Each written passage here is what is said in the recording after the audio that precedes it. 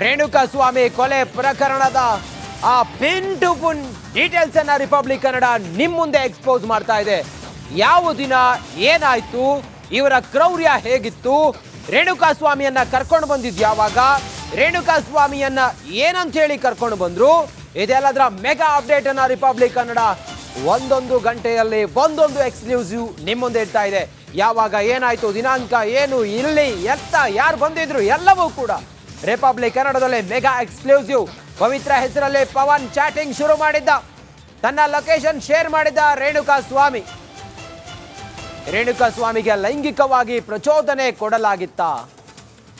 ರೇಣುಕಾಸ್ವಾಮಿ ಕೊಲೆ ಪ್ರಕರಣದ mega update ಅನ್ನ ರಿಪಬ್ಲಿಕ್ ಕನ್ನಡ ನಿಮ್ಮ ಮುಂದೆ ಎಕ್ಸ್ಪೋಸ್ ಮಾಡ್ತಾ ಇದೆ.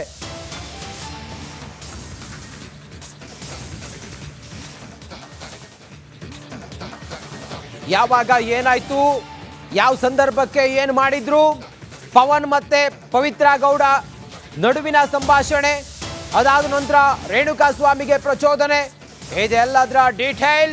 ಪವಿತ್ರ ಹೆಸರಲ್ಲಿ ಪವನ್ ಆತ್ಮೀಯವಾಗಿ ರೇಣುಕಾಸ್ವಾಮಿಗೆ ಮೆಸೇಜ್ ಮಾಡಿದ್ದ, ರೇಣುಕಾಸ್ವಾಮಿಗೆ ಪವನ್ ಅತ್ಯಂತ ಆತ್ಮೀಯವಾಗಿ ಚಾಟ್ ಮಾಡಿದ್ದ, ಕೊನೆಗೊಂದು ದಿನ ಪ್ರಚೋದನಾತ್ಮಕವಾಗಿ ಪ್ರಶ್ನೆ ಕೇಳಿದ್ದ, ನಿಂಗೆ ಲೈಂಗಿಕ ಕ್ರಿಯೆಯ ಸಾಮರ್ಥ್ಯ ಹೇಗಿದೆ ಅಂತೇಳಿ ಪ್ರಶ್ನೆ ಮಾಡಿದ್ದ.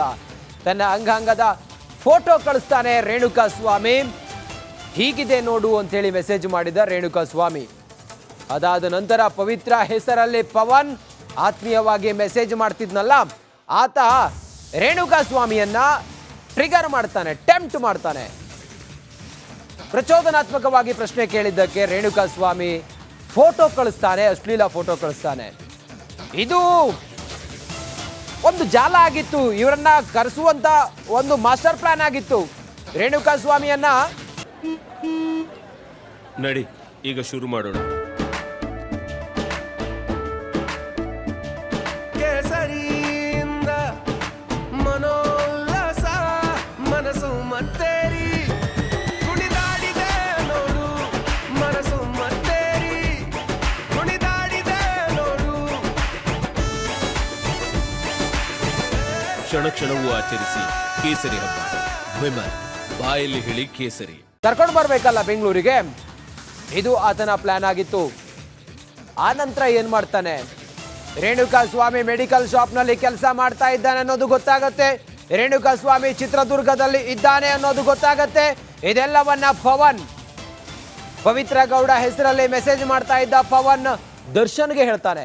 ಇದನ್ನೇ ಕಾಯ್ತಾ ಇದ್ದ ಪವನ್ ಆ ಫೋಟೋ ಏನಿದೆ, ಪ್ರಚೋದನಾತ್ಮಕವಾಗಿ ಆತನನ್ನ ಟೆಂಪ್ಟ್ ಮಾಡಿದ್ದು, ಆ ನಂತರ ಕಳಿಸಿರುವಂತ ಅಶ್ಲೀಲ ಫೋಟೋ, ಇದೆಲ್ಲ ವಿಚಾರವನ್ನ ಪವನ್ ದರ್ಶನ್ಗೆ ಹೇಳ್ತಾನೆ. ದರ್ಶನ್ ಬಳಿ ಹಿಂಗಂತ ಹೇಳ್ತಾನೆ, ಅಕ್ಕಂಗೆ ಯಾರೋ ಅಶ್ಲೀಲವಾಗಿ ಫೋಟೋ ಕಳಿಸಿದ್ದಾನೆ ಅಂಥೇಳಿ ಎಲ್ಲ ಹೇಳ್ತಾನೆ ಪವನ್. ಅದಾದ ನಂತರ ದರ್ಶನ್ ಮತ್ತಷ್ಟು ಸಿಟಿಗೆ ಹೇಳ್ತಾರೆ. ಅದಾದ ನಂತರ ಆಗಿದ್ದು ನಮಗೆಲ್ಲವೂ ಕೂಡ ಗೊತ್ತಿರುವಂಥ ವಿಚಾರ. ಇದರ ನಡುವೆ ಈಗ ಭಾರಿ ಒಂದು ಈ ಪ್ರಕರಣದ ಇನ್ಸೈಡ್ ಏನಾಗಿತ್ತು, ಮತ್ತೆ ಈ ಪ್ರಕರಣದಲ್ಲಿ ಯಾವ ದಿನ ಏನಾಯಿತು, ದರ್ಶನ್ಗೆ ವಿಚಾರ ಗೊತ್ತಾದ ನಂತರ ಏನಾಯಿತು, ಇದೆಲ್ಲವೂ ಕೂಡ ದರ್ಶನ್ಗೆ ವಿಚಾರ ಗೊತ್ತಾದ ನಂತರ ದರ್ಶನ್ ಚಿತ್ರದುರ್ಗದ ದರ್ಶನ್ ಸಂಘದ ಅಧ್ಯಕ್ಷರಿಗೆ ಕಾಲ್ ಮಾಡಿ, ರಾಘವೇಂದ್ರ ಆತನ ಹೆಸರು, ತನ್ನ ಸಹಚರರ ಜೊತೆಗೆ ಸಜ್ಜಾಗಿದ್ದ, ಅಲ್ಲಿಂದ ಆತನನ್ನ ಕರ್ಕೊಂಡು ಬರಬೇಕಲ್ಲ, ಕಿಡ್ನಾಪ್ ಮಾಡಬೇಕಲ್ಲ, ರೇಣುಕಾಸ್ವಾಮಿಯನ್ನ ಕಿಡ್ನಾಪ್ ಮಾಡಿ ರಾಘವೇಂದ್ರ ಪವನ್ ಪಟ್ಟಣಗೆರೆ ಶೆಡ್ ಲೊಕೇಶನ್ ಅವ್ರಿಗೆ ಕಳಿಸಿ ಅಲ್ಲಿ ಕರ್ಕೊಂಡು ಬರ್ತಾರೆ. ಪವನ್ ಸೂಚನೆಯಂತೆ ಪಟ್ಟಣಗೆರೆಗೆ ಕರ್ಕೊಂಡು ಇದ್ದಂಗೆ ಒಂದು ಪ್ರೀ ಪ್ಲಾನ್ಡ್ ಆಗಿ ರೇಣುಕಾಸ್ವಾಮಿಯನ್ನ ಕರೆಸಿದ್ರು. ಆ ನಂತರ ಚಿತ್ರಹಿಂಸೆ ಕೊಟ್ಟು ಕೊಲೆ ಮಾಡಿದ್ರು. ಇನ್ನೇನೆಲ್ಲ ವಿವರ ಇದೆ ಈ ಸಂದರ್ಭಕ್ಕೆ ಸುನಿಲ್?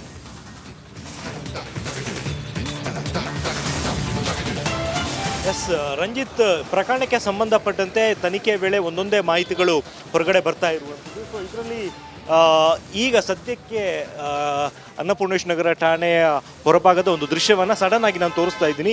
ಈ ಠಾಣೆಯಲ್ಲಿ ಇರುವಂತಹ ಆರೋಪಿಗಳನ್ನು ಇವತ್ತು ಕೋರ್ಟ್ಗೆ ಕರೆದೊಯ್ಯುವಂಥ ಒಂದು ಸಾಧ್ಯತೆ ಇದೆ. ಹಾಗಾಗಿ ಅದಕ್ಕೋಸ್ಕರ ಪೊಲೀಸ್ ಸಿಬ್ಬಂದಿ ತಯಾರಾಗ್ತಿದ್ದಾರೆ. ಎಲ್ಲ ಅಕ್ಯೂಸ್ಗಳನ್ನು ಕೂಡ ಬಸ್ನಲ್ಲಿ ಕರ್ಕೊಂಡು ಹೋಗೋದಕ್ಕೆ ಬೇಕಾದಂಥ ಸಿದ್ಧತೆಗಳು ಆಗ್ತಾ ಇರುವಂಥದ್ದು. ಈಗಾಗಲೇ ಹಿರಿಯ ಪೊಲೀಸ್ ಅಧಿಕಾರಿಗಳ ನೇತೃತ್ವದಲ್ಲಿ ಆರೋಪಿಗಳನ್ನು ಕೋರ್ಟ್ಗೆ ಕರ್ಕೊಂಡು ಹೋಗೋಕ್ಕೆ ಬೇಕಾದಂಥ ಸಿದ್ಧತೆಗಳು ನಡೀತಾ ಇದ್ದಾವೆ.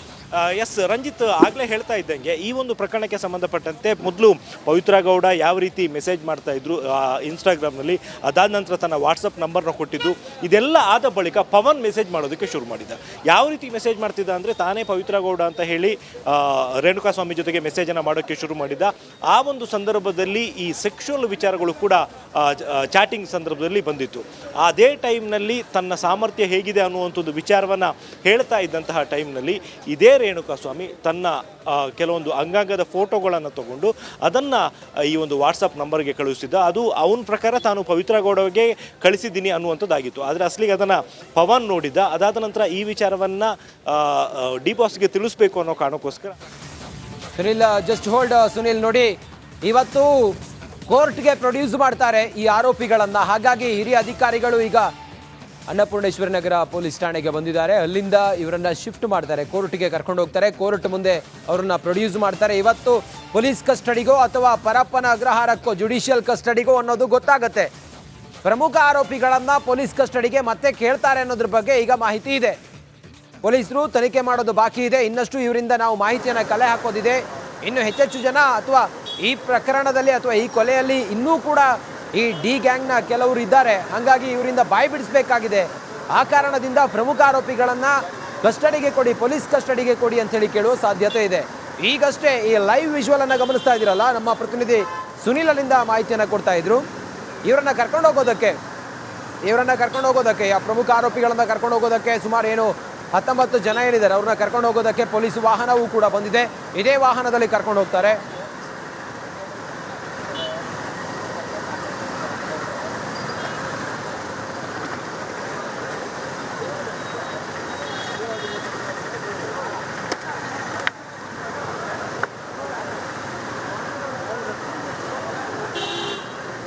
ಈ ಸಂದರ್ಭದ ದೃಶ್ಯವನ್ನ ಗಮನಿಸ್ತಾ ಇದ್ದೀರಿ, ಎಕ್ಸ್ಕ್ಲೂಸಿವ್ ದೃಶ್ಯವನ್ನ ಗಮನಿಸ್ತಾ ಇದ್ದೀರಿ.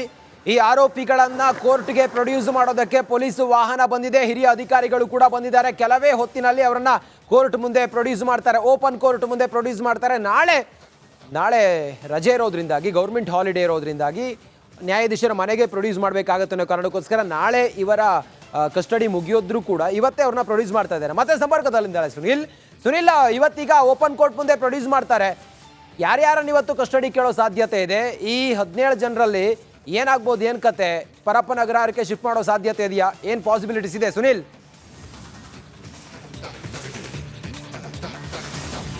ಎಸ್ ರಂಜಿತ್, ರೇಣುಕಾಸ್ವಾಮಿ ಕೊಲೆ ಪ್ರಕರಣಕ್ಕೆ ಸಂಬಂಧಪಟ್ಟಂತೆ ಈಗಾಗಲೇ ಸುಮಾರು 16 ಜನ ಆರೋಪಿಗಳನ್ನು ಕಾಮಾಕ್ಷಿಪಾಳ್ಯ ಪೊಲೀಸರು ಬಂಧಿಸಿರುವಂಥದ್ದು. ಇದರಲ್ಲಿ ಈಗಾಗಲೇ ಬಂಧಿತರಾಗಿದ್ದಂಥ 13 ಜನ ಆರೋಪಿಗಳನ್ನು ಕೋರ್ಟ್ಗೆ ಪ್ರೊಡ್ಯೂಸ್ ಮಾಡಲಾಗಿತ್ತು ಮತ್ತು ಅವ್ರನ್ನ ಪೊಲೀಸ್ ಕಸ್ಟಡಿಗೆ ಪಡ್ಕೊಂಡು ಕಾಮಾಕ್ಷಿಪಾಳ್ಯ ಪೊಲೀಸರು ವಿಚಾರಣೆ ನಡೆಸ್ತಾ ಇದ್ರು. ನಾಳೆಗೆ ಆ್ಯಕ್ಚುಲಿ ಇವರ ವಿಚಾರಣೆ ಕಸ್ಟಡಿ ಅವಧಿ ಮುಕ್ತಾಯ ಆಗುವಂಥದ್ದು. ಅಂದರೆ 6 ಡೇಸ್ ಅಂದರೆ ನಾಳೆಗೆ ಮುಕ್ತಾಯ ಆಗುತ್ತೆ.